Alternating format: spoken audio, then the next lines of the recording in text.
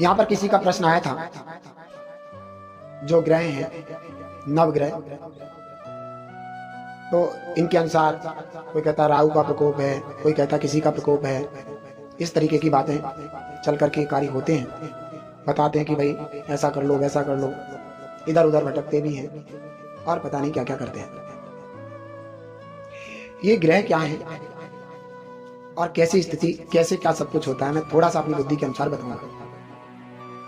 जैसे मान लीजिए व्यक्ति का जीवन है, पिछले जन्म में व्यक्ति ने जैसा भी पुण्य या पाप किया है, उसके अनुसार जब उसका जन्म होता है तो व्यक्ति के वैसे ही ग्रह नक्षत्र आदि उसके जीवन में या उसके शारीरिक लक्षण भी वैसे दिखाई देते हैं। तो वो तो उदय के अनुसार श्रृंखलाएं चल रही हैं। कोई कहे उस ग्रह ने मेरा बिगाड़ दिया, इस ग्रह ने, ग्रह किसी का कुछ नहीं बिगाड़ते। ग्रह तो ये बता रहे तूने पूर्व में ऐसा किया था, सो ये इस समय में तेरे को ऐसा होने वाला है, इतना काम है। जैसे मान लीजिए किसी को फांसी की सजा सुना दी रात को 12 बजे। अब रात को 12 बजे बुरा नहीं है, अब उसको फांसी की सजा सुनाई इसलिए रात को 12 बजे उसको बुरा लग रहा है, वो समय उसको बुरा लगा है, वो समय बुरा नहीं है, वो उसके लिए बुरा है। अन्य लोगों के यहाँ उसी समय पे बड़ी खुशहाली हो रही है, बड़े अच्छे समय आ रहे हैं उनके, बड़ा अच्छा हो रहा है उनके साथ, समझ में आया। ऐसे ही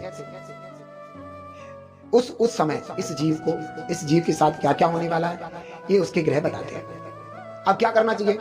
ग्रहों की पूजा करना चाहिए। कोई किसी की पूजा कर रहा है, कोई किसी की पूजा कर रहा है, कोई किसी पंडित के पास जा रहा है, किसी ने कुछ बता दिया, किसी ने कुछ बता दिया, मिथ्यात्व के चक्कर में लग जाते हैं। मेरा कहना यह है, जब हमने पूर्व में पुण्य या पाप कुछ भी किया है, उसका फल समय आने पर हमें मिलने वाला है। तो हमें शुरू से ही जिनेंद्र परमात्मा की भक्ति, आराधना, चिंतन, मनन करना चाहिए, जिससे कि ये कर्म नष्ट हो जाएं, दब जाएं या खत्म हो जाएं। ऐसा पहले से ही करना चाहिए। हमें इधर उधर जाकर के किसी अन्य की बातें मान करके अपने आप को मिथ्यात्व की ओर कभी भी नहीं ले जाना चाहिए। ना मुझे ग्रहों पर ध्यान भी देना चाहिए, ना मुझे दिखाना चाहिए मेरे कौन से ग्रह चल रहे, क्यों दिखाएं। जैसी करनी वैसी वरनी, और ये सजग रहो हमेशा कि तुमने पूर्व में अच्छा नहीं किया था, इसलिए आज तुम इस वक्त भगवान नहीं। अच्छा करते तो भगवान होते, तो इसलिए अब हमें अच्छा करना है। जिन परमात्मा की पूजा निरंतर करना है, भक्ति भावना का भाव अच्छे से रखना, किसी का बुरा नहीं सोचना है, अन्य कहीं भी दृष्टि नहीं देना चाहिए हमें। ग्रहों के माध्यम से भगवान को भी बांट दिया, आज ये ग्रह है इन भगवान की पूजा करो, ये ग्रह है इन भगवान की पूजा। मैं आपसे पूछता हूँ, जैसे वर्तमान 24 तीर्थंकर है, उनमें से ऐसे तीर्थंकर का नाम बताओ जो सबसे कम गुण वाले हो, जिनमें गुण सबसे कम हो, ऐसे तीर्थंकर का नाम बताओ। सभी तीर्थंकर बराबर गुण वाले होते हैं। सभी तीर्थंकर की आत्माएं सभी तीर्थंकरों की तरह पवित्र और निर्मल हो जाती है।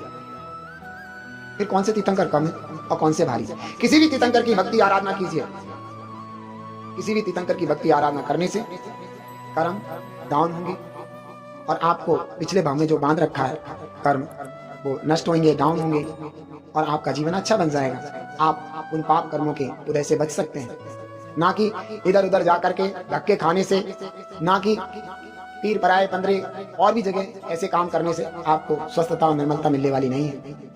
कहते हैं कि व्यक्ति के जीवन में सुख चल रहा है तो सुख के समय या भगवान की आराधना अगर कर ली जाए तो उसके बाद जीवन में दुख क्यों आए? व्यक्ति सुख के समय में तो मस्त हो जाता है, खूब पाप करता है, और जब दुख आते तो चल देता है भटकने इधर उधर, और वह भटकता हुआ सच्ची जगह भी नहीं पहुंच पाता, अर्थात पितरा की जिनेन निगंत गुरु जिनवाणी माँ के पास भी नहीं पहुंच पाता, और कहीं पहुंच जाता, जिससे और कर्मों का बंध करके दृढ़ मिथ्यात्व को दृढ़ करके अपने जीवन को भ्रमित कराता है। तो मेरा यही कहना है कि इन सब चक्रों को छोड़ करके चक्कर रहित हो जाओ और एक जगह स्थिर होकर के जिन धर्म की आराधना करो, तुम्हारे लिए सब कुछ अच्छा होगा। धर्म रहे।